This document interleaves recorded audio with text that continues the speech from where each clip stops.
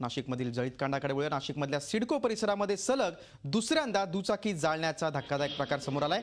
नाशिकच्या सिडको परिसरातील नीलांजली नील अपार्टमेंटमध्ये ही घटना घडली आहे। यामध्ये एकूण 6 दुचाकी जाळण्यात आल्यात आणि या जळीतकांडामुळे नाशिकमध्ये दहशतीचं वातावरण निर्माण झालंय।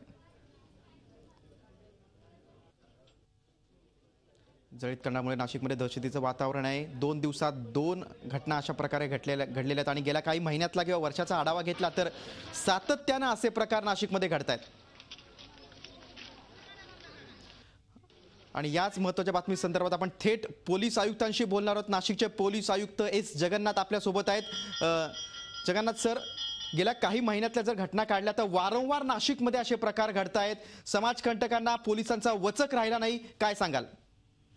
नाही, ते वारंवार असं घडत नाहीये। असं काही इतका मोठा घटना नाहीये। ते वारंवार असं सांगतात तुम्ही, असं 3-4 घटना तर सालभरात असं 3-4 घटनामध्ये असं वारंवार घडतात असं सांगता येणार नाही, अजिबात सांगता येणार नाही।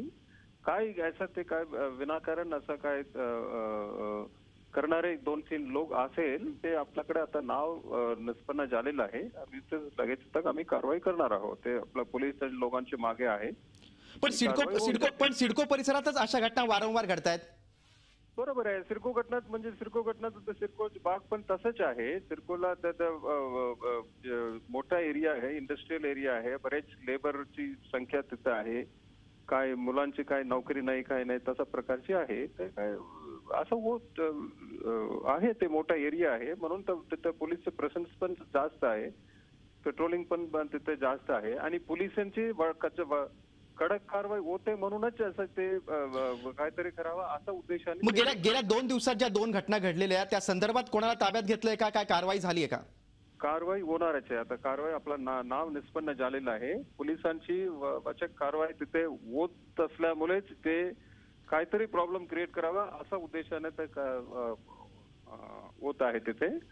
आम्ही जोपर्यंत ते 3-4 लोक आहे आपल्या समोर निष्पन्न झालेले आहेत, आम्ही त्यांना पकडू। तर पकडल्यानंतर सामान्य नागरिकांना पोलिसांचाच आधार आहे। पण गेल्या काळातल्या ज्या घटना घडल्या, तुम्ही म्हणता की वर्षातनं 2-3 किंवा 3-4 घटना घडल्या असतील तरी नागरिकांमध्ये घबराट आहे। आता गेल्या 2 दिवसात 2 घटना घडल्यात, पोलीस काय या संदर्भात ठोस पाऊल उचलणार आहे का?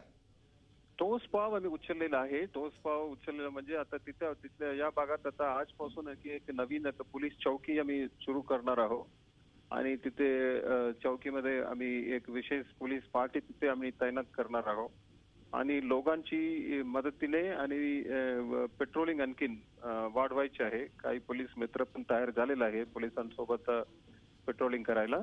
सिडको भागात आजपासून संध्याकाळीपासून एक नवीन पोलीस चौकी सुरू होणार, तिथून आणखीन तिथे पेट्रोलिंग पोलीस मित्रांची मदतीने आणखीन पोलीस पेट्रोलिंग वाढवणार आहोत।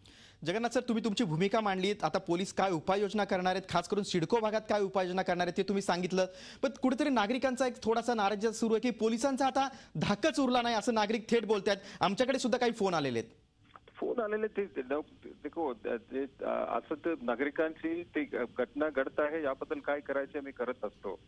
असं ते एखादा नाराजी असं झालं म्हणून असं वाचक नाही आहे हे सगळं सांगायला तर अतिशय चुकीचं आहे। आता आम्ही वचक कारवाई करू लागलो, आता लोकांना जे असेल तरी ते विनाकारण ते प्रॉब्लेम करण्यासाठी पण असं एखादा घटना होऊ शकतो। तर सगळं आपला निदर्शनास आहे, आपला नाव निष्पन्न झालेलं आहे, आता कारवाई होईल। आता तुम्ही तुमची भूमिका मांडलीच, पोलीस दलाची भूमिका मांडलात आणि आता सिडकोमध्ये काय उपाययोजना केल्या जाणार आहेत आगामी काळात ते तुम्ही सांगितलं। झी24 तासशी संवाद साधलात, या महत्त्वाच्या बातमी संदर्भात आपली भूमिका मांडली त्याबद्दल धन्यवाद। नाशिकचे पोलीस आयुक्त एस जगन्नाथन हे जळीतकांडावर त्यांनी झी24 तासशी संवाद साधला, आपल्याशी बोलत होते आणि आता पुढील उपाययोजना काय असतील ते त्यांनी सांगितलेले। आणि याच महत्त्वाच्या बातमी संदर्भात आपण आमचे प्रतिनिधी मुकुल कुलकर्णी यांनी तेथील स्थानिक घटनेचा आढावा घेतलेला आहे। नाशिकच्या सिडको परिसरामध्ये 2 दिवसाच्या अंतराने पुन्हा एकदा वाहनांचं जळीतकांड घडलेलं आहे। आपण आता डीजीपी नगर परिसरातल्या महालक्ष्मी नगर इथे आहोत। नीलांजल नील हे अपार्टमेंट आहे आणि या अपार्टमेंटच्या पार्किंग मधल्या आपण बघतोय 6 गाड्या 6 दुचाकी ह्या जाळण्यात आलेल्या आहे। 2 दिवसापूर्वीच इथलं एक श्री अपार्टमेंट आहे, त्या श्री अपार्टमेंटमध्ये देखील अशीच घटना घडली होती। तिथे देखील 6 गाड्या जाळण्यात आल्या होत्या आणि आज या ठिकाणी आपण बघतोय पल्सर गाडी आहे, स्कूटी आहे, या सर्व दुचाकी सर्वसामान्य नागरिकांच्या गाड्या होत्या, त्या जाळून आता त्यांची राख रांगोळ झालेली आहे. नेमकं हे जे समाजकंटक आहेत त्यांचा एवढी हिंमत होते कशी आणि पोलिसांचा कायद्याचा धाक त्यांच्यावर राहिला आहे की नाही असा प्रश्न उपस्थित होतोय. आपल्याबरोबर चेतन राजपूत आहे, हे याच अपार्टमेंटमध्ये राहतात. काय सांगाल, रात्रीचं दृश्य काय होतं? आग एवढी होती की त्या पार्किंगच्या ज्या पायऱ्या असतात, बेसमेंट असतं, त्यात सुद्धा शिरलेली होती ती. तर कोणाला खाली येण्यासाठी पण तो खूप कसरत करावी लागत होती. तर शेवटी मी सुद्धा माझ्या फर्स्ट फ्लोअरच्या खाली मी पायपाने खाली आलोय. मलाही तिथून खाली येण्यासाठी मलाही जागा नव्हती. एवढा दूर होतं की त्या पायऱ्या सुद्धा दिसत नव्हत्या. इथेच एक लाईट आहे, हा जो लाईट आहे आपण बघतोय तो लाईट देखील जळालेला आहे.